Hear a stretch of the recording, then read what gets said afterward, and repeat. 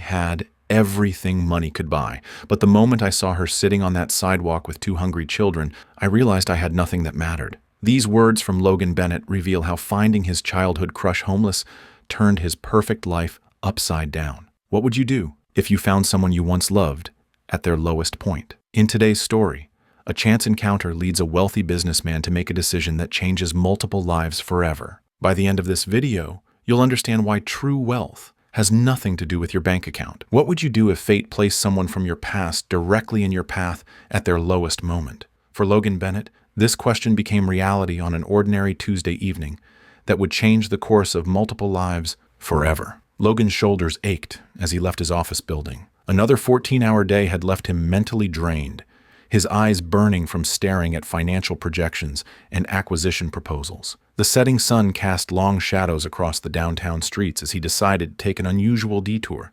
Despite owning nearly half the buildings on this particular block, Logan rarely walked these streets personally. His driver typically collected him directly from the underground parking garage, whisking him straight to his mansion in the city's exclusive hillside neighborhood. Tonight was different. Something, perhaps restlessness or simple curiosity about his own properties, compelled him to dismiss his driver temporarily and walk the 4 blocks to the upscale restaurant where they'd agreed to reconnect. The evening air carried the first hints of autumn as Logan navigated past bustling restaurants and high-end boutiques. He nodded mechanically at those who recognized him, his mind still trapped in spreadsheets and quarterly reports. That's when his eyes caught movement in an alcove between 2 buildings, a small family huddled together on a flattened cardboard box. Logan had seen homeless people before, of course. In his position, he'd written substantial checks to various shelters and outreach programs, but something about this particular silhouette made him slow his pace. A woman sat with her back against the wall, 2 small children pressed against her sides like they were trying to disappear into her threadbare coat. Something about her profile, the proud tilt of her chin despite her circumstances, triggered a distant memory he couldn't immediately place. 3 more steps and recognition hit him like a physical blow. Beneath the dirt and desperation sat Olivia Carter. Not just any face from his past, but the girl who had occupied his every waking thought throughout high school. Olivia Carter, who'd sat 2 rows ahead in advanced chemistry, whose laugh had made his teenage heart race, and who, despite his family's wealth and his obvious interest, couldn't be bothered to acknowledge his existence outside of group projects. The same Olivia who'd once whispered loud enough for him to hear, "Some people think money can buy anything," when he'd attempted to invite her to prom. Logan froze, his expensive Italian shoes suddenly feeling too tight. The twins beside her, he assumed they were twins from their identical features, wore clothes so tattered they barely served their purpose. They couldn't be older than 4, their small bodies thin beneath oversized, dirty sweaters. One child quietly cried, rubbing grimy hands against reddened eyes while the other stared vacantly at passing pedestrians, a small paper cup positioned hopefully before them. For a moment, Logan considered walking past. Why should he help someone who'd once mocked him? The teenage rejection suddenly felt fresh again, a wound reopened by this unexpected encounter. His company employed thousands. He couldn't save everyone who'd made poor life choices, yet he remained rooted to the spot. Watching as the crying child whispered something to Olivia, she leaned down, offering comfort with a gentle kiss to the child's forehead, her own stomach audibly growling in the evening air. It was this maternal gesture that held him in place until Olivia finally looked up, perhaps sensing his prolonged attention. Their eyes met across the 15 feet of sidewalk, and Logan watched as recognition dawned on her face. In an instant, her expression transformed from hopeful, clearly anticipating a donation, to utterly mortified. Color rushed to her dirt-smudged cheeks, and she quickly tried to shield her daughters and herself from his gaze, as if by hiding her face, she might erase this encounter from reality. The painful irony wasn't lost on Logan. The once untouchable Olivia Carter, whose validation he had desperately sought as a teenager, now sat literally at his feet. The social hierarchy had completely reversed. Him in his $3,000 suit and her with everything she owned in a tattered backpack beside her. "Please," she whispered, her voice barely audible over the street noise. "Just keep walking." Those 4 words, delivered with such raw shame, cut through Logan's momentary vindication. Seeing her now, a mother protecting her children, fighting for survival, made high school politics seem impossibly trivial. The little girl who'd been crying looked up at him with wide, suspicious eyes. Unlike many children her age, she didn't display curiosity or hope when looking at an adult, only wariness, as if experience had taught her that attention from strangers rarely meant anything good. In that moment, Logan saw beyond Olivia to the innocent children beside her. Whatever history existed between him and their mother, these girls had done nothing to deserve their current circumstances. "When did you last eat?" Logan asked, his voice softer than he'd intended. Olivia looked away, pride still evident in her posture despite everything. "We're fine," she answered stiffly. "Mommy, I'm hungry," the quieter twin whispered, contradicting her mother's assertion. Logan took a step closer, noticing how Olivia instinctively tightened her arm around her daughter's. The defensive gesture told him everything about what life on the streets had taught her. "I'm not here to judge," Logan said, though part of him had been doing exactly that moments earlier. "I just want to help." "Why?" Olivia challenged, a flash of her former spirit visible beneath the exhaustion. "Because you feel sorry for me? Or because you enjoy seeing me like this?" The accusation stung precisely because, for a brief, shameful moment, he had felt a flicker of satisfaction at her reversal of fortune. But that feeling had evaporated the instant he'd truly seen the children. "Because no one should be hungry if I can prevent it," Logan replied simply. "Especially not children." Something in his tone must have reached her because Olivia's defensive posture softened slightly. One of the twins, the one who hadn't spoken, began coughing, a deep, concerning sound from such a small chest. Despite their complicated past, Logan made a split-second decision that surprised even himself. He extended his hand toward Olivia and said, "You and your daughters are coming with me." Her eyes widened with disbelief and suspicion. "Coming where?" "Somewhere safe, somewhere warm, at least for tonight." Logan kept his hand extended, aware that several passers-by had slowed to watch the unusual interaction between a clearly wealthy businessman and the homeless family. "We don't need charity," Olivia whispered, though the tremor in her voice suggested otherwise. "Consider it a loan, then," Logan countered smoothly.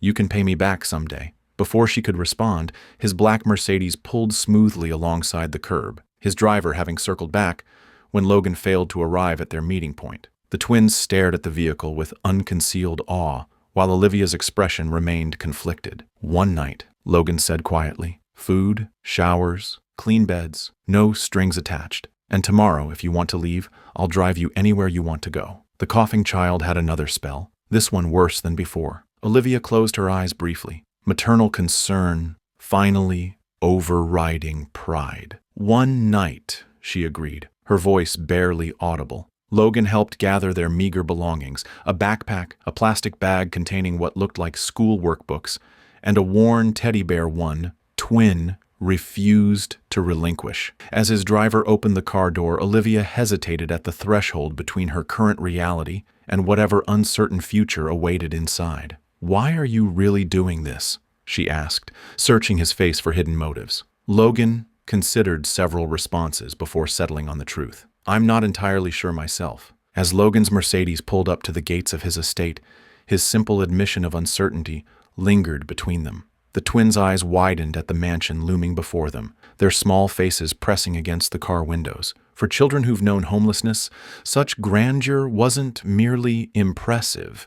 It was overwhelming, a maze of unfamiliar rules where every wrong step might mean being sent back to the streets. The iron gates parted silently, revealing a winding driveway that curved through manicured gardens. Olivia's hands twisted nervously in her lap as the car rolled to a stop before imposing double doors. Logan exited first, nodding to his driver before opening the door for his unexpected guests. "This is where you live?" one of the twins whispered, her voice barely audible as she clutched her sister's hand. Before Logan could respond, the massive oak doors swung open, revealing Mrs. Harper, his longtime housekeeper. Her expression remained professionally neutral despite the obvious surprise in her eyes as she took in the disheveled trio standing beside her employer. "Mrs. Harper, we have guests who will be staying with us tonight," Logan announced, his tone leaving no room for questions. "Please prepare the East Wing guest rooms." "Of course, Mr. Bennett," she replied without missing a beat, stepping aside to allow them entry. The contrast between worlds became painfully apparent as they crossed the threshold.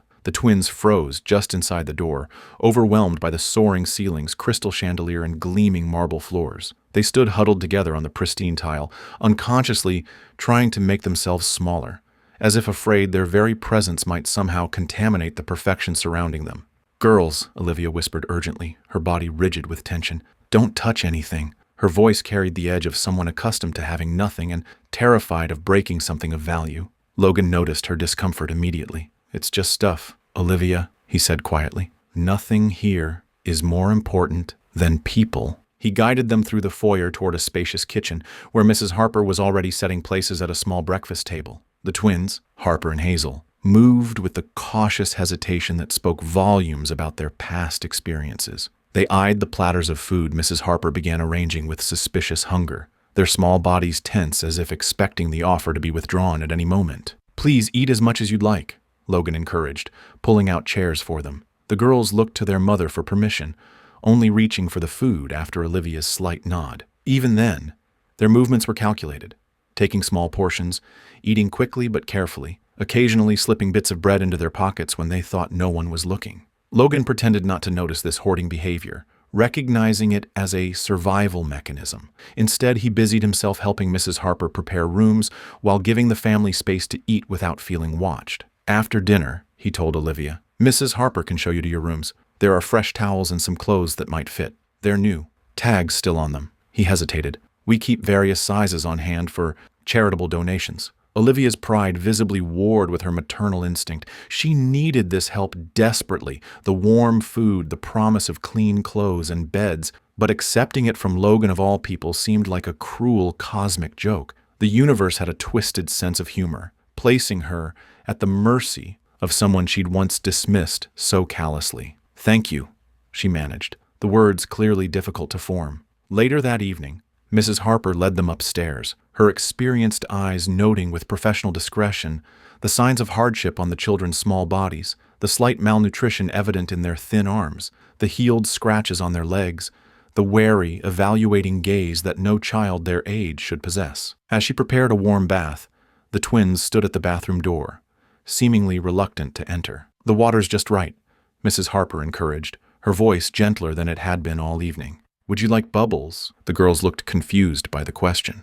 "Bubbles?" the one named Hazel repeated, as if the concept was foreign. Mrs. Harper added a capful of bubble bath, and the girls' expressions transformed as the tub filled with foamy peaks. For perhaps the first time since arriving, they looked like typical 4-year-olds, cautiously delighted by something as simple as bubbles. From the hallway, Logan watched as the twins experienced this basic comfort they clearly hadn't known in some time. The scene hit him with an unexpected wave of emotion that caught him completely off guard. He turned away, swallowing hard against the tightness in his throat. His wealth had always been a point of pride, a measuring stick of his success. But witnessing these children's wonder at something as fundamental as a bubble bath forced him to confront how differently they experienced the world. Mrs. Harper emerged from the bathroom, closing the door partway to give the girls privacy, while Olivia helped them bathe. "They're scared to fully relax," she observed quietly to Logan. "They keep looking at the door, like someone might come take everything away." Logan nodded, his expression troubled. "Make sure there's food in their room. Fruit, crackers, whatever we have that won't spoil." "They've been taking food from the table," Mrs. Harper noted, not in judgment but observation. "I know. Let them. They need to feel secure." Hours later, after the twins had finally fallen asleep in their shared bedroom, unwilling to be separated even with 2 beds available, Logan descended to the kitchen for a glass of water. He was surprised to find Olivia sitting alone at the counter, tears streaming silently down her face in the dim light. She quickly wiped her cheeks when she saw him, but made no pretense that she hadn't been crying. "Why are you helping us?" she whispered, her voice raw with emotion. "You, of all people, have every reason to turn us away." The question hung between them, heavy with their shared history and the uncomfortable recognition of their reversed fortunes. Logan considered several responses before settling on the truth. "I'm not entirely sure myself." The silence lingering after Logan's uncertainty broke with the morning light. By sunrise, he would understand exactly why he couldn't turn away from Olivia's plight. What transforms a promising young woman into a desperate mother begging on street corners? The answer would soon shake Logan to his core, and awaken a protective instinct he never knew he possessed. Morning arrived with golden rays streaming through the mansion's east wing windows. While the twins explored a colorful playroom under Mrs. Harper's watchful eye, Logan prepared for the conversation he'd been pondering all night. He arranged a private breakfast on the terrace, neutral ground where Olivia might feel less intimidated by her surroundings. When she appeared in borrowed clothes that hung loosely on her thin frame, Logan noticed how she walked differently in the daylight. Shoulders squared despite everything, chin lifted with determination. This wasn't a woman seeking pity. This was someone fighting to survive. "The girls are playing," she said, hovering at the threshold. "I should probably join them." "They're fine with Mrs. Harper," Logan assured her, gesturing to the chair across from him. "I thought you might appreciate some adult conversation." Hesitantly, Olivia sat, her fingers immediately wrapping around the coffee cup as if seeking something to ground her. Steam rose between them as silence stretched, neither quite knowing how to begin. "I want to understand, Olivia," Logan finally said, his voice gentle but direct. "You don't owe me your story, but if I'm going to help, I should know what happened." Her hands trembled slightly against the porcelain, betraying the composed expression she fought to maintain. "Where should I start?" she asked quietly. "Wherever it began," he answered. With a deep breath, Olivia looked past him to the manicured gardens beyond. "After graduation, I met Jake Miller at a summer party. You might remember him. Captain of the lacrosse team. Parents owned that car dealership on River Street." Logan's jaw clenched involuntarily. He remembered Jake all too well. Arrogant, entitled, the kind of person who commanded adoration while treating others as disposable. He was charming, attentive, she continued, a bitter smile touching her lips. "For 3 months I believed I'd found someone who saw me, really saw me. Then I discovered I was pregnant." Her voice dropped to nearly a whisper. "With twins." Logan watched as she unconsciously traced the rim of her cup, lost in the memory. "I told Jake, expecting, I don't know what I expected. Support? Concern? Instead, he looked at me like I'd become a stranger and said, 'That's not my responsibility.' Just like that, he was gone." The matter-of-fact way she delivered this devastating moment made Logan's chest tighten. No drama, no tears, just the hollow recitation of the first betrayal that set everything else in motion.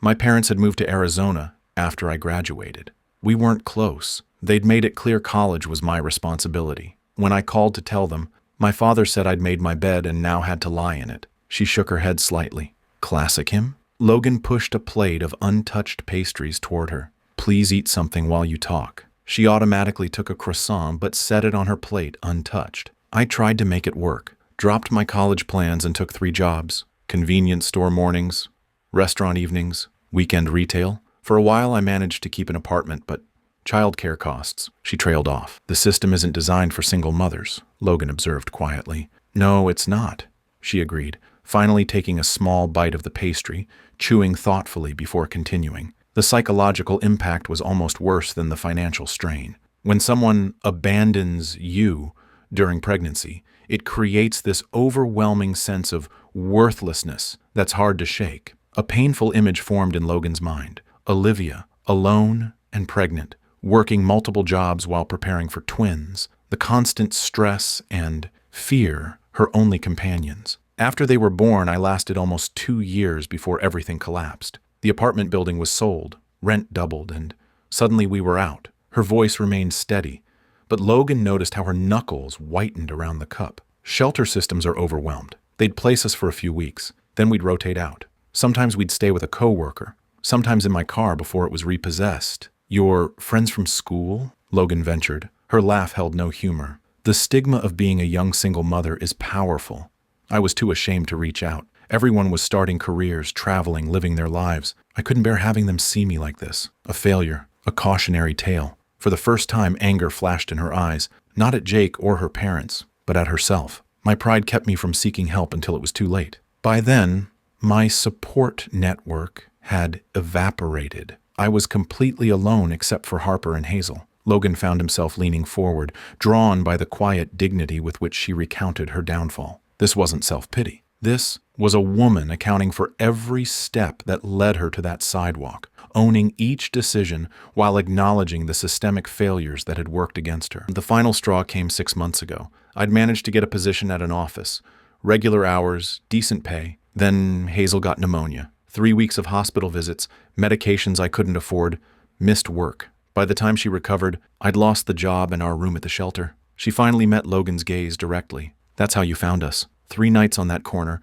watching people walk by averting their eyes. I never thought I'd be begging, but when your child is hungry," she didn't need to finish the sentence. Logan's thoughts raced to Jake Miller, living his unencumbered life somewhere while his daughters slept on cardboard. The injustice of it burned in his chest. "Have you tried to contact him since?" he asked, struggling to keep his voice neutral. "Once, when they were a year old, he blocked my number." She shrugged as if this rejection had long ago lost its power to wound her. What would be the point now? The girls don't know him. They've never had a father. The casual cruelty of Jake's abandonment struck Logan anew. He thought of the twins, their watchful eyes, their cautious movements around the mansion, their protective instincts toward each other, and realized they'd never known unconditional security. The emotional toll of losing your partner during pregnancy creates wounds that don't heal easily, Olivia continued, as if reading his thoughts. It makes trusting nearly impossible. Every interaction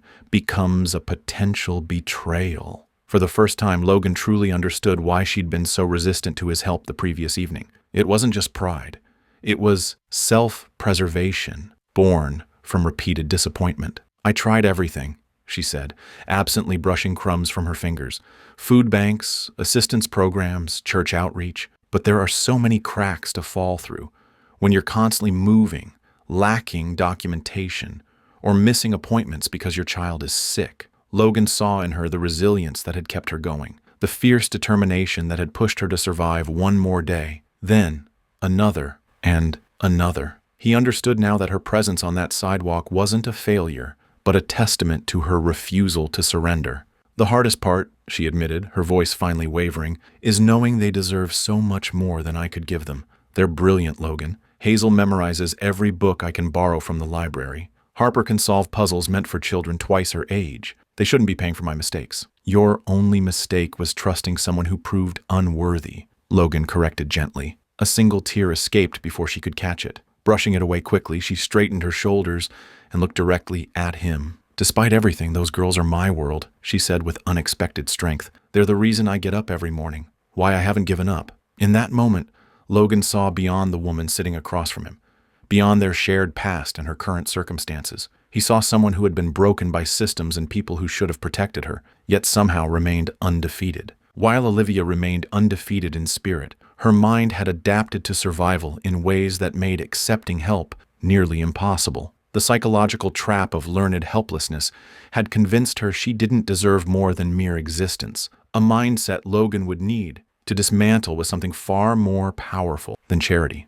3 days of stability can reveal transformations so subtle yet profound that they might go unnoticed by anyone not paying careful attention. Logan, however, was watching. As he entered the breakfast room that morning, he stopped in the doorway, struck by what he was seeing. The twins sat at the table, their postures noticeably different. Their shoulders, which had been perpetually hunched forward in a protective stance, now sat slightly straighter. When Hazel asked for more juice, her voice carried across the room with a clarity that hadn't been there before. Harper, usually silent during meals, was explaining to Mrs. Harper how she'd arranged her new stuffed animals on her bed. "They're different," Logan murmured to himself, watching their eyes sparkle with a brightness that made his chest tighten with emotion. Mrs. Harper nodded knowingly as she refilled Hazel's cup. "Amazing what a few nights of proper sleep can do," she whispered, "and not having to worry about what might happen to them in the dark." The girls' transformation only highlighted the contrast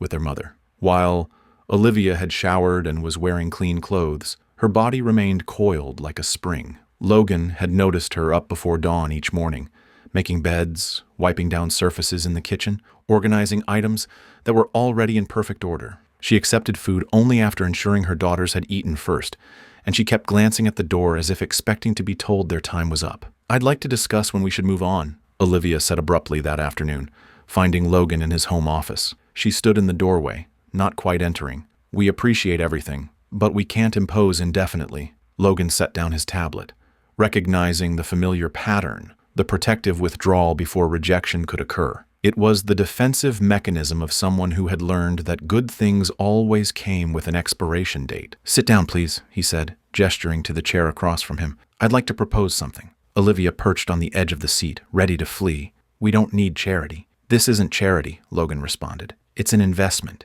In you." He outlined his proposition carefully. Instead of simply providing temporary shelter, he wanted to offer Olivia the opportunity to study business and entrepreneurship. He would cover her tuition and provide a safe home for her and the twins, while she focused on building skills that could secure their future permanently. "I've arranged for childcare during your class hours," he continued, watching her face closely. "The girls would stay here, where they're already comfortable. You could focus entirely on your studies without worrying about them." The look that crossed Olivia's face wasn't gratitude or relief. It was suspicion and disbelief. "Why would you invest in someone like me?" she asked, her voice barely above a whisper. The question revealed everything about her damaged self-perception. Years of struggling against impossible odds had convinced her she wasn't worthy of meaningful assistance. The psychological impact of repeated failure had created a prison of worthlessness around her mind, a classic case of learned helplessness that Logan recognized from his nonprofit work.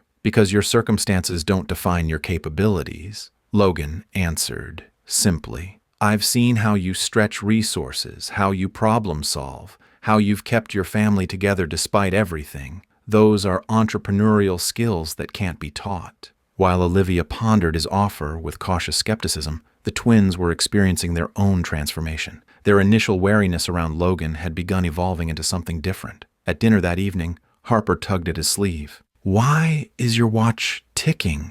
she asked, pointing to his wrist. "The ones at the store are quiet." Logan explained mechanical versus digital watches, surprised by her observation. One question led to dozens more. About how elevators worked, why the ceiling had those bumpy designs, crown molding, whether fish slept with their eyes open. "I don't know that one," Logan admitted about the fish question. "Let's look it up tomorrow." Hazel's eyes widened. "You don't know everything?" "Not even close," Logan laughed. "But I know how to find answers, which is even better." The next day, Logan took them shopping, a necessary errand that unexpectedly became a pivotal moment. At the department store, he noticed Olivia automatically reaching for the most practical, least expensive items, making decisions for the girls without consulting them.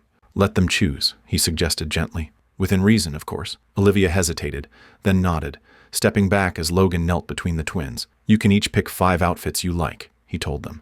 "And then we'll get necessities too." The simple act of allowing the girls to select their own clothing, Harper gravitating toward blues and purples, Hazel preferring yellows and patterns, transformed what could have been another moment of charity into an exercise in dignity restoration. Their faces lit up with decision-making power they'd never experienced. Even Olivia's rigid posture softened as she watched her daughters deliberate over which sneakers they preferred. Later, in the toy section, a detour Logan insisted on despite Olivia's protests, the girls showed unexpected restraint, each selecting only one item when told they could choose 2. "Why did you pick just one?"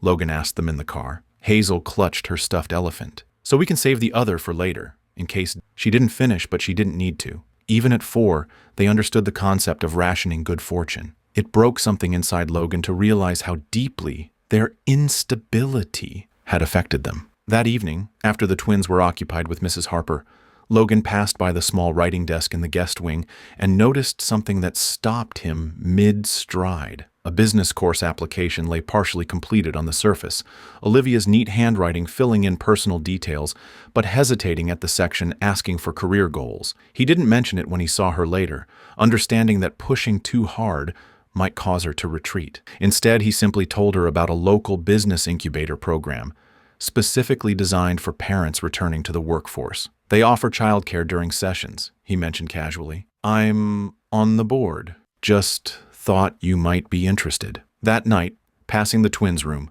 Logan overheard something that confirmed the subtle shift taking place within their small family unit. Olivia was tucking the girls into bed, both wearing new pajamas, surrounded by clean sheets and soft pillows. "Mommy, are we staying here tomorrow too?"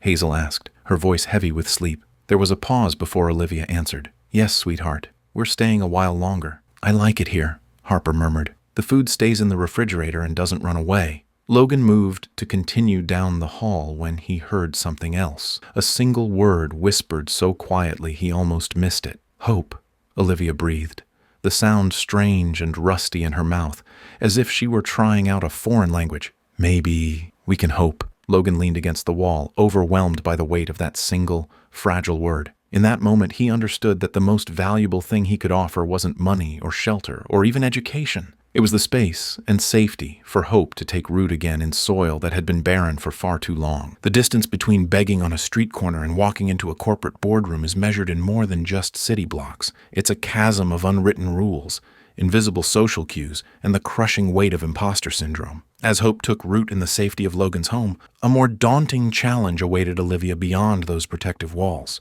The corporate world was about to discover what Logan already suspected, that sometimes the greatest business insights come from those who've had to survive with nothing. 6 weeks after beginning her business courses, Logan approached Olivia with an offer that caught her completely off guard. The morning sunlight streamed through the breakfast nook windows as he casually mentioned a part-time position at Bennett Enterprises. "This isn't charity," he clarified, noting her immediate skepticism. "You've been acing your courses, and frankly, we could use your perspective. 3 days a week, while the twins are in school. The salary is standard for entry-level analysts." Olivia's fork hovered midair. "You want me to work at your company with actual employees? People with degrees and experience?" Logan's response was simple. People with different experiences, not better ones. On her first day, Olivia stood frozen outside the gleaming glass headquarters of Bennett Enterprises, a borrowed blazer hanging slightly loose on her frame. Every instinct screamed at her to run, to return to the safety of Logan's home, rather than expose herself to the scrutiny that awaited inside. The security guard's polite, "Good morning, Ms. Carter," jolted her forward. The elevator ride to the 14th floor felt eternal. Each ping of passing floors marked another opportunity to abandon this foolish endeavor. What did she know about corporate America? The world of quarterly reports and strategy meetings might as well have been another planet compared to calculating which food bank had the shortest lines or which shelter had the safest beds. When the doors opened, Olivia stepped into a world of sleek modernism, glass-walled offices, employees in tailored suits, and the gentle hum of productivity. She felt every curious glance, every whispered question about who she was and why she was there. The company's assistant director of operations, Cameron Phillips, greeted her with professional courtesy that barely masked his curiosity about her connection to Logan. "Mr. Bennett mentioned your background in resource allocation," he said with a thin smile. Though I admit he was rather vague on specifics, Olivia swallowed hard. "I've had extensive experience making limited resources stretch further than they should." The understatement of the century hung between them. The first week was a masterclass in awkward moments. Olivia didn't know the correct way to address senior staff, was unfamiliar with basic office technology, and spent 10 mortifying minutes trying to operate the sophisticated coffee machine while pretending she knew what a macchiato setting meant. During her first team meeting, she remained silent, absorbing terminology that sounded like a foreign language, leveraging synergies, scalable solutions, and market penetration. Logan maintained a deliberate distance, watching from afar as she navigated this new terrain. He'd instructed his executive team that Olivia was to be treated like any other employee. No special treatment, but no artificial barriers either. When she caught his eye across the office, he offered nothing more than a professional nod, understanding that the greatest gift he could give her was the space to succeed on her own terms. "Feeling overwhelmed is normal," Logan's assistant Martha told her after catching Olivia staring blankly at her computer screen. "Everyone feels like an imposter at first. Just remember, you wouldn't be here if you didn't deserve to be." But did she deserve to be here? The question haunted Olivia as she cycled between determination and doubt. Each morning she'd drop the twins at their new school, marveling at how quickly they'd adapted. Harper had already been placed in an advanced reading group, while Hazel had made friends with remarkable ease. Their resilience both inspired and challenged her. If her daughters could thrive in new circumstances, how could she do any less? 3 weeks into her employment, Olivia faced her first significant challenge: The operations team was discussing inefficiencies in the company's distribution system, a problem that had persisted despite multiple attempted solutions. As executives debated complex technological fixes, Olivia noticed something in the workflow diagrams that reminded her of how she'd once managed her multiple jobs around childcare schedules. "May I?" she asked quietly, approaching the whiteboard. The room fell silent as she began marking the diagram, identifying bottlenecks that the team had overlooked. "If you rearrange these 3 steps and consolidate these checkpoints, you eliminate almost 40% of the redundancies," she explained, her voice growing stronger with each word. "It's like packing lunch for 2 children with different allergies when you only have 10 minutes and 3 containers. You have to be strategic about what goes where and when." Cameron Phillips, who had maintained professional skepticism about her role, raised an eyebrow. "With all due respect, Ms. Carter, this system was designed by consultants with decades of experience. I'm not sure your household management analogies apply to enterprise-level logistics." The room tensed. Several employees glanced toward Logan, expecting intervention. Instead, he leaned back, his expression neutral but attentive. Olivia felt a familiar heat rise in her cheeks, the same feeling she'd experienced when social workers questioned her parenting or when shelter administrators doubted her ability to improve her situation. But instead of shrinking away, she straightened her shoulders. "The principles of resource optimization are universal, Mr. Phillips," she replied, her voice steady. "Whether you're stretching $2 into dinner for 3 or managing a multi-million-dollar supply chain, I've prepared a data model showing projected savings based on my proposal. Would you like to see the numbers, or would you prefer to continue with assumptions about my qualifications?" She pulled up a detailed spreadsheet she'd worked on after hours, projecting it onto the screen. The room collectively leaned forward as they absorbed her analysis, clear, data-driven, and remarkably insightful. When the meeting concluded, Logan found a moment to speak with her privately. "You surprised them today," he said simply. "I surprised myself," Olivia admitted. "I didn't plan to speak up." "Sometimes the most valuable perspectives come from those who've had to view problems differently," Logan replied. "Your daily life was an MBA in efficiency that none of them had to earn." Despite this victory, integration wasn't immediate. There were still awkward lunches where Olivia wasn't sure which fork to use, industry references she didn't understand, and the persistent feeling that she was playing a role rather than truly belonging.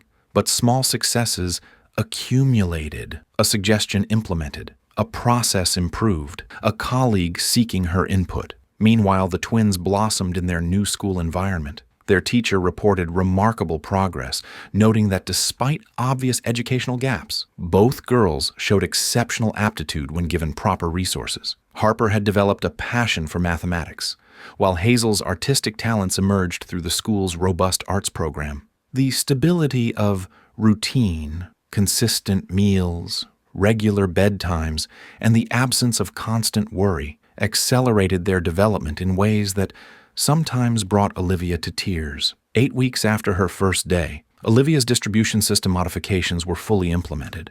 The results exceeded even her projections, a 23% reduction in processing time and significant cost savings. The quarterly executive meeting became a turning point when Cameron Phillips, in an unexpected moment of professional grace, publicly credited Ms. Carter's innovative approach for the department's improved performance. After the meeting, several colleagues stopped by her small office to offer genuine congratulations, not as Logan's charity project, but as a valued team member who had earned their respect. That evening, as Olivia helped the twins with their homework at the kitchen table, Logan joined them with a bottle of sparkling cider and 4 glasses. "A toast," he announced, filling glasses for everyone including the girls, who giggled at this grown-up ritual. "To Olivia Carter, whose first project saved Bennett Enterprises more money than our last 3 efficiency consultants combined." The twins clinked their glasses enthusiastically, more excited by the bubbles than the accomplishment being celebrated. After they ran off to play, Logan turned to Olivia with a question that was anything but casual. "How does it feel to be recognized for your mind rather than pitied for your circumstances?" Olivia twirled the stem of her glass, watching the bubbles rise and disappear. "Like I'm becoming myself again," she said finally. "Or maybe becoming someone I never had the chance to be before." While professional success was healing one part of Olivia's wounded spirit, the deepest scars remained invisible beneath the surface. Trust, once broken, becomes like a fractured window, functional but forever marked by its damage. The strange thing about trauma isn't how it breaks you in the moment, but how it rewires your brain to expect disaster, even in times of peace. The text message arrived on a Tuesday afternoon. Olivia had just finished reviewing quarterly projections when her phone buzzed with a notification from an unknown number. Opening it revealed a high-resolution photo of Logan standing close to an elegantly dressed woman at what appeared to be a charity gala. Their body language suggested familiarity, his hand lightly touching her elbow, her head tilted toward him in conversation. The message beneath it was brief, but devastating. "Do you really know who he is?" Olivia's finger hovered over the screen, her breathing suddenly shallow. In an instant, the fragile foundation of security she'd been building crumbled beneath her. She didn't show the message to anyone. Instead, she slipped her phone into her pocket, plastered on a smile that didn't reach her eyes, and continued her workday as if nothing had happened. But everything had changed. Over the next few days, Logan noticed the subtle shift. Conversations that once flowed easily became stilted. When he entered rooms, Olivia found reasons to leave them. Her eyes, which had finally begun holding his gaze with confidence, now darted away whenever he looked at her too long. "Is everything all right?" he asked one evening, as they reviewed paperwork in his study. "Of course," she replied without looking up. "Just tired." But Logan knew better. He'd spent months learning to read the subtle language of Olivia's emotions, the way her shoulders tensed when she felt threatened, how she absently touched her throat when anxiety crept in. All those signs were flashing now like warning lights. Meanwhile, Mrs. Harper discovered something troubling. While changing the twins' bedsheets, she found small stockpiles of food hidden beneath their mattresses and tucked behind the bookshelf. Granola bars, fruit snacks, crackers wrapped in napkins. The careful hoarding had returned, a behavior they hadn't exhibited since their earliest days in the mansion. "The girls seem worried," Mrs. Harper told Logan privately.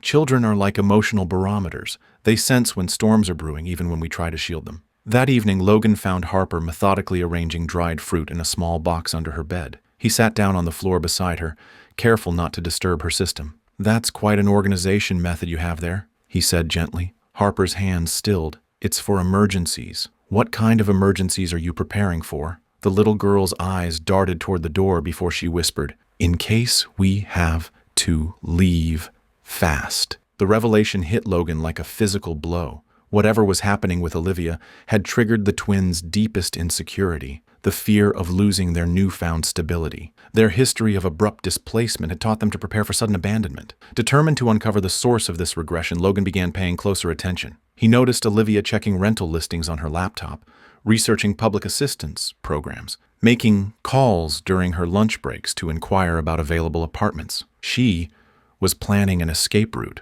The breakthrough came unexpectedly. Logan had left his phone on the kitchen counter while helping Hazel with a school project. When a notification lit up the screen, Olivia glanced over automatically and froze. The sender's name was unfamiliar, but the profile picture matched the elegant woman from the mysterious text. Her sharp intake of breath caught Logan's attention. "What is it?" he asked, crossing the room. Olivia's hypervigilance, a psychological response, honed by years of betrayal and disappointment, kicked into overdrive. Without thinking, she showed him her phone with the original message. "Is this what's been bothering you?"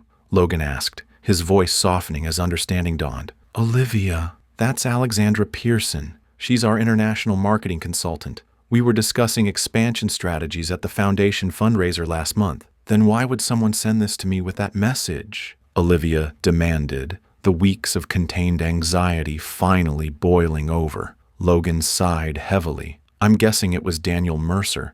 He was let go last quarter for misappropriating company resources. He's been trying to cause problems since then." The explanation was rational, believable. But for Olivia, whose neural pathways had been shaped by trauma, logical explanations couldn't immediately override emotional responses. The socio-economic gap between them suddenly felt insurmountable. His world of galas and international consultants seemed to belong to a different universe than her history of struggling for basic needs. "Even if that's true," she said quietly, "this is a reminder of how different our worlds are. You live in a reality where disgruntled employees send sabotaging texts. I come from a world where every day was about survival. They sat at the kitchen island in silence, the truth of their vastly different life experiences hanging between them. You know what scares me the most? Olivia finally said. How easily I believed it. How ready I was to assume you had another life, hidden from me. Because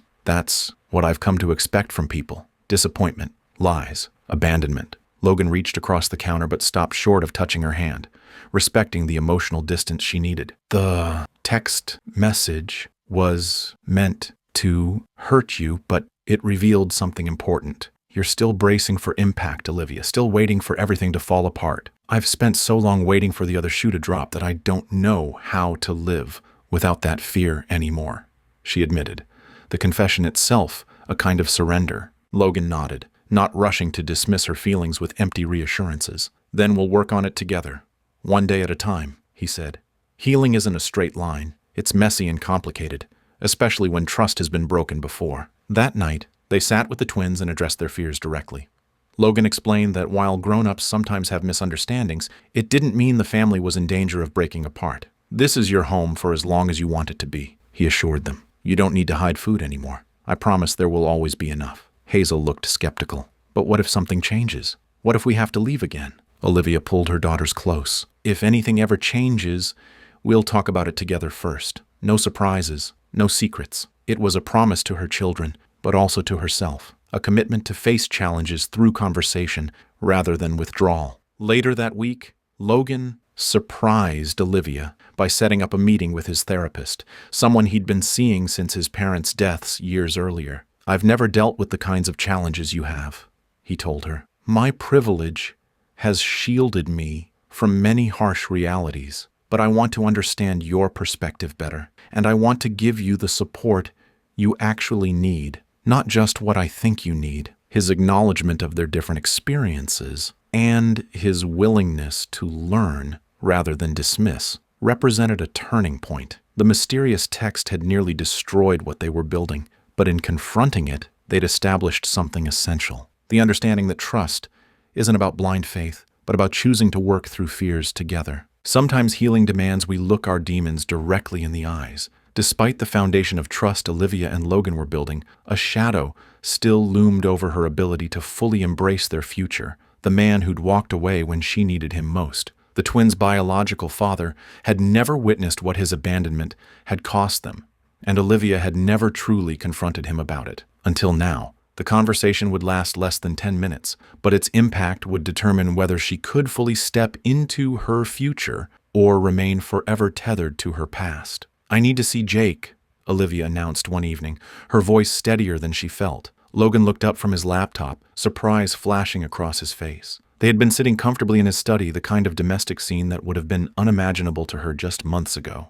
Are you sure that's what you want? Logan asked, setting his work aside completely. His full attention, something she'd come to appreciate about him, focused entirely on her. It's not about what I want, Olivia explained, fidgeting with the sleeve of her sweater. It's about what I need to move forward. Every time we take a step closer, I feel this weight, like I'm dragging an anchor from the past. Logan nodded slowly. I'll go with you, he offered immediately, his protective instinct kicking in. No, her response came firmly. This is something I have to do myself. Not as your... She hesitated, still uncomfortable labeling what they were becoming to each other. Not as someone under your protection, just as me. Finding Jake hadn't been difficult. A few social media searches revealed he tended bar at a place across town, ironically not far from where Logan had first found her. The symmetry wasn't lost on Olivia as she pushed open the heavy wooden door of the Anchor pub on a quiet Tuesday afternoon. The bar was nearly empty, just a few regulars nursing drinks in corners. And there was Jake, wiping down the counter, a shadow of the charismatic young man who'd once commanded every room he entered. His shoulders hunched slightly, his once proud stance diminished by years of what appeared to be hard living. When he looked up and saw her, his expression cycled rapidly through recognition, shock, and something that looked remarkably like fear. The glass he'd been polishing froze mid-air. Olivia? Her name came out as a question, though there was no doubt in his eyes. He knew exactly who she was. Hello, Jake? She slid onto a bar stool, noticing how he immediately glanced toward the door behind her, as if checking whether she'd brought reinforcements, or perhaps hoping she hadn't brought their daughters. What struck Olivia most powerfully wasn't his appearance but his silence. No questions about Harper and Hazel. Not even a perfunctory, "How are they?" The twins existed as a concept he'd chosen to forget, not as real human beings with hearts and dreams in his own eyes. "What can I get you?" he asked, falling back on bartender script, his discomfort palpable. "Nothing. I just came to talk." Olivia's voice remained calm, surprising even herself. The rage she'd expected to feel had transformed into something else, a detached sort of pity. Jake set down the glass, his hand slightly unsteady. "Look, if this is about money—" "It's not," she cut him off. "I don't need your money, Jake. I don't need anything from you anymore." The relief that washed over his face was both immediate and pathetic. She could almost see the tension draining from his body, confirming what she'd always suspected. He'd been living with the low-grade fear that someday she'd show up demanding what she was rightfully owed. "The girls are doing well," she continued. Not because he deserved to know, but because she wanted to say it aloud. "They're brilliant, actually. Harper solves puzzles meant for children twice her age. And Hazel has practically memorized every book she can get her hands on." Jake nodded awkwardly, unsure how to respond to information about children he'd chosen to forget. "That's good. They have someone in their lives now who loves them as his own," Olivia continued, her voice gaining strength with each word. "A man who chose to be their father when you chose to walk away. He reads them bedtime stories every night and helps them with their schoolwork. He celebrates their victories and comforts them when they're scared." Jake shifted his weight, eyes darting around the nearly empty bar. "I wasn't ready," he began, the same excuse she'd heard years ago. "I know you weren't," Olivia interrupted. "And that's on you, not on them. I didn't come here for explanations or apologies. I came here to close this chapter for me, not for you." The power of reclaiming her narrative filled her with unexpected strength. This wasn't about making Jake feel guilty or extracting promises he'd never keep. This was about asserting her boundaries and releasing herself from expectations that had only caused pain. "I wanted you to know that they're okay, better than okay, despite you, not because of you, and I'm okay too." She stood up, ready to leave this part of her past behind. Jake seemed momentarily stunned by her composure, perhaps expecting the desperate, pleading woman he'd last seen. "Are you happy now?" he asked suddenly, the question seeming to spring from genuine curiosity rather than concern. Olivia paused, considering the question. "I am," she finally responded with quiet confidence. "Not because of what happened to me, but because of what I did with it." She walked out of the bar without looking back, each step feeling lighter than the last. The confrontation hadn't been about forgiveness. Jake hadn't earned that, hadn't even asked for it. It had been about release, about claiming the power to define her own story. The emotional release that came from confronting Jake transformed something deep within Olivia. As she drove back to Logan's, no, they're home now, she felt tears streaming down her face, not tears of sadness or anger, but of relief. The weight she'd been carrying wasn't just about Jake's abandonment. It was about the unspoken words. The confrontation never had, the closure never received. She hadn't realized how much of her emotional energy had been dedicated to maintaining walls against potential hurt. Facing Jake had shown her something crucial. He held no power over her anymore. The man who had once shattered her world now seemed small, diminished by his own choices while she had grown despite hers. When she arrived home, Logan was waiting. He didn't bombard her with questions, just opened his arms in silent offering. She stepped into his embrace, breathing in the scent that had become synonymous with safety. "It's done," she whispered against his chest. "Are you okay?" he asked, his concern evident in the gentle way he held her. "I'm more than okay," she replied, pulling back to look him in the eyes. "I'm free." Later that evening, as they sat on the patio watching the twins play in the yard, Olivia explained how seeing Jake had confirmed what she already knew, that he wasn't the villain in her story anymore. He was just a footnote, a character who had exited early while she continued to write her narrative. "The twins asked about their art projects when I picked them up today," she told Logan. "Not once about where I'd been. They're so secure now, they don't worry about me disappearing." Logan smiled, watching Harper attempt to teach Hazel a cartwheel. "Children heal when they feel safe.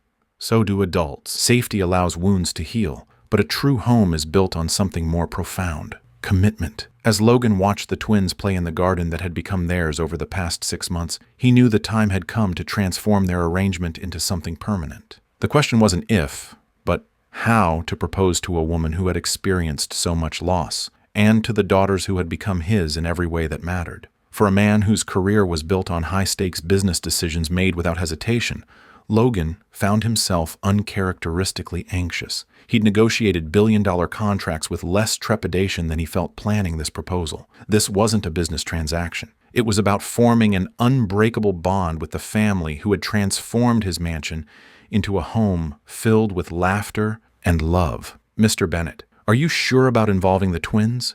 Mrs. Harper asked one afternoon, finding Logan sketching proposal ideas at his desk. "Children aren't always the best at keeping secrets." Logan smiled, tucking the plans away. "This isn't just about Olivia and me. We're becoming a family. They deserve to be part of creating that moment." The next day, Logan took the twins to a jeweler while Olivia attended a business meeting. The girls' eyes widened at the sparkling display cases, their reflections dancing in the polished glass. "We're picking something special for your mom," Logan explained, kneeling to their level. "Something that shows how much we all love her." Harper studied the rings with the same concentration she applied to her puzzles. "It needs to be pretty, but not too big. Mom doesn't like things that get in her way when she's working." Hazel nodded seriously. "And it should tell a story. Mom says important things always tell stories." Their insights struck Logan profoundly. These girls understood their mother in ways he was still learning, and their perspective was invaluable. When the jeweler presented a simple platinum band with 3 small diamonds nestled together, Hazel gasped. "Look, it's like us, you, me, and Harper." The symbolism wasn't lost on Logan. "What do you think? Should we add a 4th stone for your mom?" Harper shook her head decisively. "Number Mom is the ring that holds us all together." The wisdom in her statement left both Logan and the jeweler momentarily speechless. From the mouths of children came the perfect metaphor for what Olivia had become to them all, the element that unified them into something greater than themselves. In the weeks leading up to the proposal, Logan noticed the twins whispering more frequently, exchanging knowing glances when Olivia entered a room. Their excitement was palpable, yet somehow they maintained the secret. Logan learned that when children feel included in important family decisions, they often rise to the occasion with surprising maturity. Rather than planning an elaborate public gesture, Logan chose the mansion's terrace, the place where Olivia had first begun to truly open up to him. He arranged for Mrs. Harper to decorate it with soft lights and Olivia's favorite flowers, creating an intimate setting that honored the private nature of their journey. The evening arrived with perfect weather, as if even the elements approved of his plans. Olivia looked stunning in a simple dress she'd chosen for what she believed was just a dinner celebration marking her 6th month at Bennett Enterprises. "You seem nervous," she remarked as they stepped onto the terrace. "Is everything okay with the company?" "Everything's perfect," Logan assured her, taking her hands. "But this isn't about the company. It's about us. You, me, and the girls." Olivia's expression softened. "The girls? They're already asleep." "Actually," Logan smiled, "they're waiting for my signal. This moment involves all of us." Confusion crossed Olivia's face until Logan began to speak, his carefully rehearsed words abandoning him as emotion took over. "6 months ago, I found you on that sidewalk. But the truth is, you found me too. I had everything money could buy, but my house was just a building until you 3 filled it with life. The girls taught me to see wonder in things I took for granted. And you, Olivia, you showed me what real strength looks like." Tears formed in Olivia's eyes, reflecting the soft light surrounding them. Logan felt his own voice catching as he continued. "I had a whole speech prepared, but what matters isn't what I plan to say. It's what we've built together. You transformed from someone seeking shelter to the woman who gives all of us a sense of home." Logan reached into his pocket and withdrew the small velvet box. As he knelt before her, Olivia's hand flew to her mouth. "This isn't just about us becoming husband and wife. It's about acknowledging what we've already become, a family." Opening the box, he revealed the ring with its 3 perfect diamonds catching the light. "The girls helped me choose this. 3 stones for the 3 of you who changed my life." Olivia's hand trembled as she touched the ring, understanding its significance immediately. "The girls helped plan this?" "Of course we did." Harper's voice came from behind a potted plant, followed by giggling as both twins emerged from their hiding place, still in their pajamas. "We've been keeping the secret for forever." 17 days. Hazel corrected precisely, bouncing on her toes. Can we come out now, Logan? Logan laughed, still on one knee. Yes, come here. The twins rushed forward, positioning themselves on either side of Logan as they'd clearly rehearsed. Together, they looked up at Olivia, whose tears now flowed freely. When children participate in important family decisions like this, Logan said softly, they develop a sense of belonging. That's what the research says, anyway. You researched this? Olivia whispered, visibly moved. He read 3 books about blended families, Hazel announced proudly. I helped with the big words. Logan smiled at the twins, then returned his gaze to Olivia. I want to be their father in every way that matters, and I want to be your husband, if you'll have me. Olivia knelt down to meet them at eye level, creating a perfect circle of the 4 of them. You've given me a home when I had none, she said, through tears. Now, I want to build one with you. She extended her hand, and Logan slipped the ring onto her finger. The twins erupted in cheers, throwing their arms around both adults and creating a tangle of embraces that symbolized their intertwined lives. Does this mean we can call you Dad now? Harper asked Logan directly, her question cutting through the emotion with childlike directness. Logan looked to Olivia, who nodded through her tears. I would be honored, he answered, his voice thick with emotion. The 4 of them remained there, illuminated by the soft glow of string lights, 2 adults and 2 children who had found each other against impossible odds. What began as a chance encounter had transformed into a bond strong enough to build a future upon. Later that night, after the twins had finally been convinced to return to bed, Olivia and Logan stood together on the terrace, her head resting against his shoulder. I never thought I'd have this, she admitted quietly. After everything with Jake, I convinced myself I didn't deserve it. Logan turned to face her. That's the thing about second chances. They're not about what we deserve. They're about what we build together. Logan's words about building together would soon be tested in ways neither of them anticipated. For someone who once begged on streets to feed her children, standing in a wedding dress felt surreal. But nothing would challenge Olivia's sense of reality more than seeing 2 pink lines on a pregnancy test and feeling the old terror rushing back. The wedding day itself was a testament to their journey. Nestled in the mansion's garden with only their closest friends present, Olivia and Logan exchanged vows beneath an arch of white roses. Harper and Hazel, dressed in matching lavender dresses they'd chosen themselves, scattered petals with such serious dedication it brought smiles to everyone's faces. This wasn't a society event meant to impress. It was the formal joining of 4 hearts that had already become a family. You look like a princess, Mommy, Harper whispered, as they waited for the music to begin. The simple observation from her daughter nearly broke Olivia's composure. Just 18 months earlier, they'd been huddled on cardboard, and now here they stood in handmade dresses,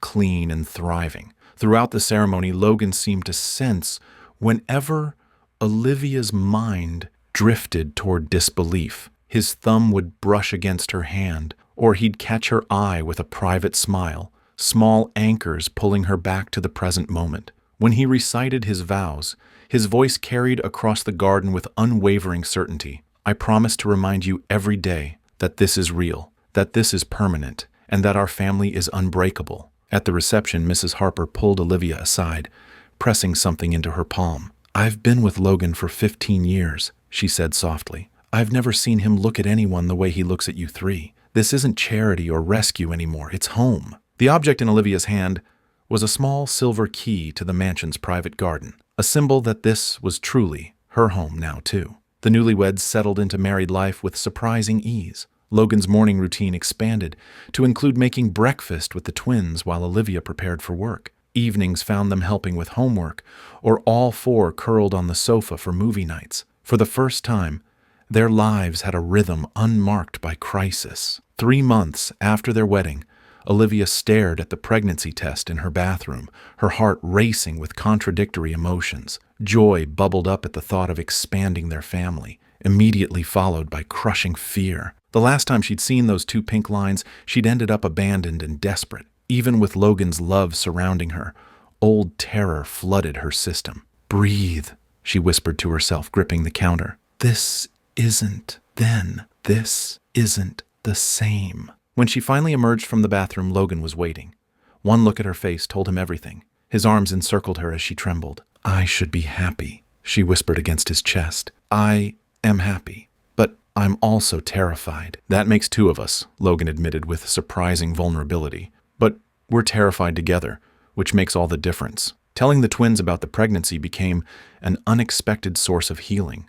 Logan gathered them for a special family meeting, carefully explaining that their family would be growing. Like when Ms. Parker got a baby brother, Hazel asked, her analytical mind immediately making connections. Exactly like that, Logan confirmed. How do you feel about being big sisters? The twins exchanged one of their silent communications before Harper spoke. We can teach the baby all the important things. Like what? Olivia asked, curious about what her daughters considered essential knowledge. Like how to build the best blanket forts, Harper said confidently, and that it's okay to be scared sometimes. Hazel nodded solemnly, and that Daddy Logan always keeps his promises. The simple, profound trust in her daughter's statement brought tears to Olivia's eyes. The twins had adapted to their new life with remarkable resilience, and now they appeared ready to embrace another change with open hearts. Logan approached the pregnancy with the same thoroughness he applied to business deals.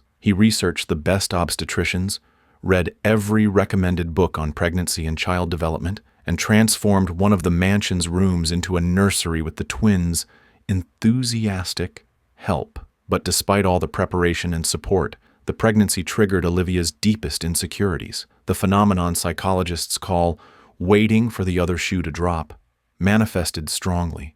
Every moment of joy was shadowed by the expectation of imminent loss. She found herself unconsciously preparing for abandonment, keeping a mental inventory of emergency resources, even as Logan repeatedly demonstrated his commitment. In her 6th month, complications arose that required bed rest. The physical restriction amplified her emotional vulnerabilities, forcing her to depend entirely on others, something that had previously led to disaster. What if something happens to you?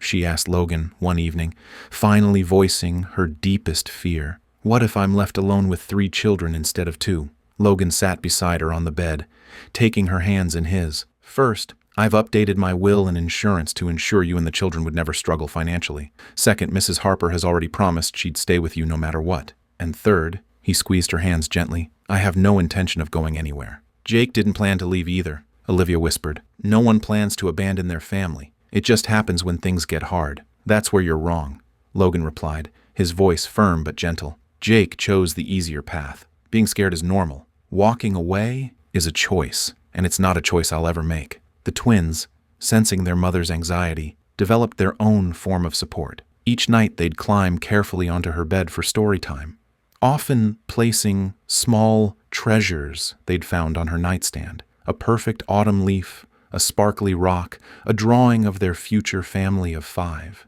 We're practicing being big sisters, Hazel explained when Olivia asked about these gifts. Big sisters take care of people. As her due date approached, Olivia found her anxiety shifting from fear of abandonment to something more subtle, fear of happiness itself. She'd built such strong defensive walls during her years of struggle that fully embracing joy felt dangerous, as though happiness itself might jinx everything. When labor began 3 weeks early, those fears crystallized into momentary panic. But unlike her first delivery, alone and terrified in a county hospital, this time she had Logan's steady presence, whispering encouragement through each contraction. The twins waited excitedly with Mrs. Harper in the family lounge, having helped pack her hospital bag weeks earlier. After 6 hours of labor, their son entered the world with a powerful cry. As the doctor placed him on Olivia's chest, time seemed to suspend. His tiny fingers curled around hers with surprising strength, as though making his own promise to stay. He looks like you, Logan whispered,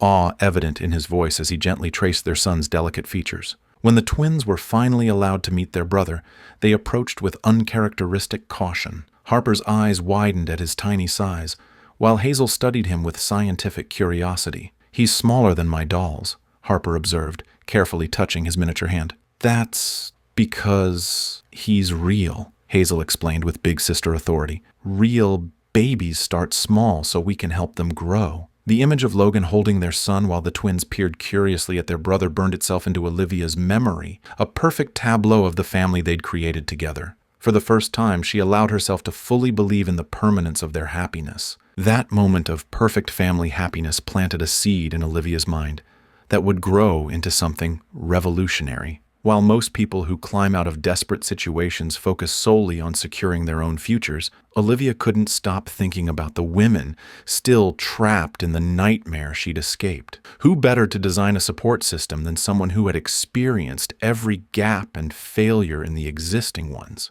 2 years after that fateful sidewalk encounter, Olivia strode confidently into Logan's office at Bennett Enterprises. The hesitant, broken woman who once couldn't meet his eyes was unrecognizable in the poised executive who now commanded respect throughout the company. She spread a folder of meticulously researched documents across his desk. "I want to create a foundation," she announced without preamble, "for homeless mothers and their children."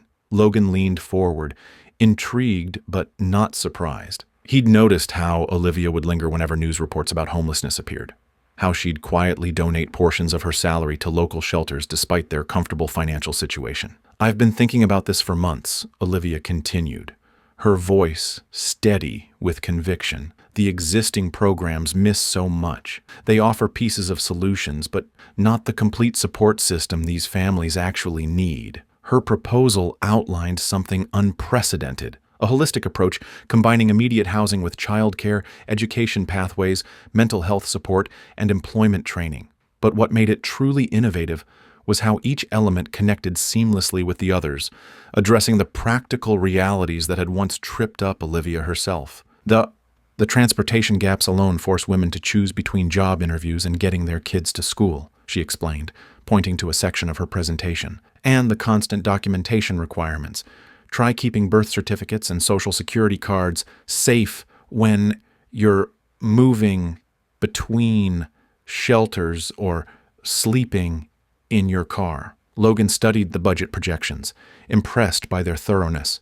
When he looked up, his eyes held that mixture of pride and admiration that still made Olivia's heart skip. "This is brilliant," he said simply. "But you know what makes it exceptional? The fact that you designed it." Olivia's brow furrowed. "What do you mean?" "This program wasn't created by well-meaning executives who've never missed a meal. It was designed by someone who actually lived through the experience." He closed the folder decisively. "And that's why you need to lead it." Olivia hadn't anticipated this suggestion. "Me? But I've only been in management for exactly the right amount of time," Logan finished. "Your journey from beneficiary to benefactor is the most powerful message this foundation could possibly send." In the months that followed, Olivia threw herself into creating what would become Women in Transition, a name she chose deliberately to emphasize the temporary nature of crisis and the possibility of transformation. She assembled a board that included social workers, housing advocates, and importantly, 2 formerly homeless mothers who had successfully rebuilt their lives.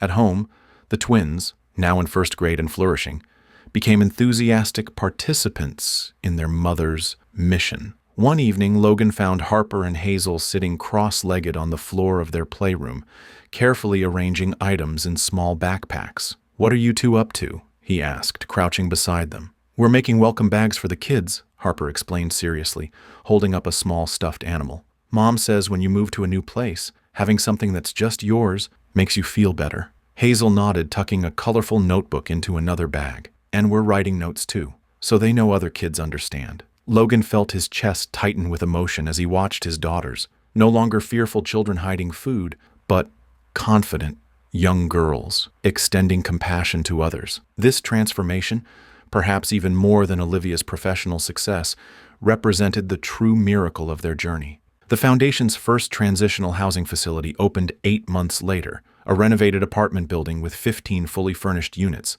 an on-site childcare center, computer lab, and community kitchen. But what made it truly special were the thoughtful details only someone with lived experience would know to include. Lockers for important documents, in-unit laundry to eliminate the impossible choice between watching your children or your clothes, and a transportation service for job interviews and medical appointments. On opening day, Olivia stood in the doorway greeting the first residents, 3 young mothers with children who reminded her painfully of herself and the twins not so long ago. One woman clutched her toddler's hand so tightly her knuckles whitened, her eyes darting nervously around the bright lobby, as if expecting to be told this was all a mistake. "Welcome home," Olivia said warmly, remembering her own disbelief when Logan had first opened his door to her. "At least for now, until you're ready for your next chapter." The young mother's shoulders relaxed just slightly. That first, almost imperceptible surrender to hope that Olivia recognized so well. Later that week, at the Foundation's official launch event, reporters gathered in the building's community room. Logan had arranged significant corporate funding from Bennett Enterprises' network, attracting media attention that could help expand the program to other cities. A young journalist raised her hand during the Q&A session. What motivated you to create such a comprehensive program? Most foundations focus on just one area: housing, or education, or employment. Why take on all of it? Olivia glanced at Logan, who gave her an encouraging nod. They had discussed this moment extensively, whether she would share her personal story or maintain the professional distance she'd carefully cultivated at Bennett Enterprises. No one at the company besides Logan and a few trusted executives knew about her past. Taking a deep breath, Olivia made her decision. "I created this program because I lived it," she said, her clear voice silencing the murmurs in the room. 3 years ago, I was homeless with my twin daughters. We slept on cardboard behind businesses downtown. We experienced firsthand how impossible it is to maintain dignity, find work, care for children, and search for housing all at the same time. The reporter's pen froze mid-note, her eyes widening. "I was fortunate," Olivia continued. "Someone saw me, truly saw me, when I was at my lowest point. He offered not just shelter, but opportunity and belief in my potential." She smiled at Logan. Not everyone is that lucky. This foundation exists to create pathways for women who haven't had that chance encounter with kindness. Research has consistently shown that leaders with lived experience bring critical insights to programs serving vulnerable populations. As Olivia shared her story, the room grew utterly silent. Corporate donors, city officials, and journalists alike, transfixed by the successful, polished woman describing her journey from sidewalk to executive suite. The women who will live here don't need pity," Olivia concluded firmly. "They need practical solutions and dignity, and eventually they'll need opportunities to give back themselves, because that's when true healing happens." When the formal remarks ended, residents of the new facility presented Olivia with a handmade thank you card. As she bent to accept it, one of the mothers whispered, "You really understand. That makes all the difference." At the reception afterward, donors approached with new respect in their eyes, many sharing previously hidden stories of their own struggles or those of family members. The foundation had already secured funding for 3 additional facilities before the evening ended. As the crowd thinned, Olivia found herself standing with Logan and their children near the building's entrance. Their son, just learning to walk, took unsteady steps between his parents while the twins proudly showed a reporter the welcome bags they'd created. As we've witnessed Olivia's remarkable transformation, we're reminded that true wealth isn't measured by the numbers in our bank accounts, but by the compassion we extend to others. Research consistently shows that second chance programs create ripple effects, with each person helped becoming a catalyst for positive change in their families and communities. Olivia's journey exemplifies this truth. From a desperate mother begging on the streets to the founder of a foundation changing countless lives, she embodies the principle that one act of kindness can multiply exponent I ally. As a renowned author once said, "True wealth is not about what you have, but what you give to others." The legacy Logan and Olivia created goes beyond their own happiness. By transforming their painful experience into purpose, they've built pathways for others to find the same second chances they received. Their story teaches us that sometimes our greatest struggles prepare us to offer others exactly what we once needed most: hope, dignity, and the courage to begin again.